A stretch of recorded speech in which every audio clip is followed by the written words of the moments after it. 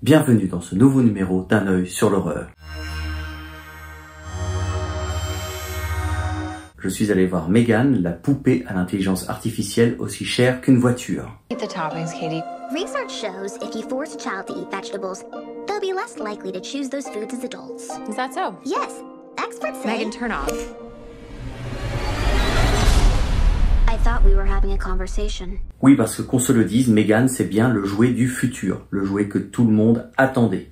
Des industriels plein aux as, aux concepteurs, en passant par les parents et les enfants. Qu'on se le dise, l'intelligence artificielle va occuper les gosses demain. Et même plus, parce qu'elle va s'occuper d'eux. Une jeune ingénieure conçoit Megan, la poupée intelligente et bienveillante. Elle teste ce jouet révolutionnaire en compagnie de sa nièce qui vient de perdre ses parents. Très vite, Megan va devenir beaucoup plus autonome, elle va même se faire destructrice puisqu'elle assassinera sans vergogne toute personne qui fera du mal à la petite fille avec laquelle elle est jumelée. Donc de la bienveillance et de la protection, on passe à la malveillance et à la destruction extrêmement violente. Donc le film nous parle d'intelligence artificielle, du fait de concevoir une intelligence artificielle et du fait de s'en servir.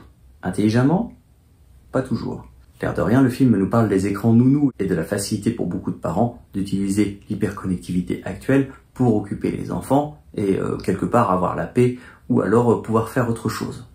Alors en termes d'horrifique pur, on est quand même gratifié de scènes qu'on attend de ce type de film. J'ai trouvé que le personnage de la poupée intelligente Megan était plutôt bien pensé. Donc du visuel, c'est quand même un personnage inquiétant à la frontière entre l'artifice et l'être humain. Et au niveau du son, le personnage est très bien travaillé également. Je trouve que la créature a son côté effrayant. Au niveau de mes attentes, j'ai trouvé que l'horreur tardait à venir, mais une fois qu'elle est là, elle est bien ancrée. Le film traite également de ce qu'est une cellule familiale et de ce qu'est le monde du travail aujourd'hui et du temps que l'on consacre dans une journée au sien et au boulot. J'ai donc trouvé que le film était une bonne surprise qui ratissait large au niveau des thèmes, sans oublier son objectif principal qui est de nous faire peur avec une créature artificielle. Donc sans surprise, Megan est une intelligence artificielle qui veut continuer à exister, qui veut perdurer, qui va se trouver une raison d'exister. Et tout l'intérêt du film réside dans le fait qu'elle se trouve une raison d'exister complètement macabre, même si ça part de la bonne intention de protéger un enfant.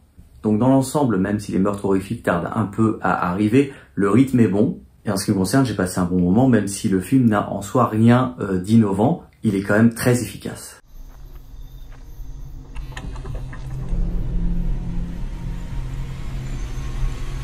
What's going on?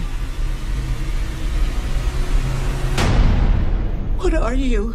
I'm Megan. Voilà, ce numéro d'Un œil sur l'horreur est à présent terminé. Je vous remercie de l'avoir suivi. Si vous avez aimé cette chronique, je vous invite à mettre un like. Et si vous voulez ne rien rater de mes chroniques ciné, je vous invite également à vous abonner. On se revoit bientôt. D'ici là, passez de bons moments devant des films qui vous plaisent.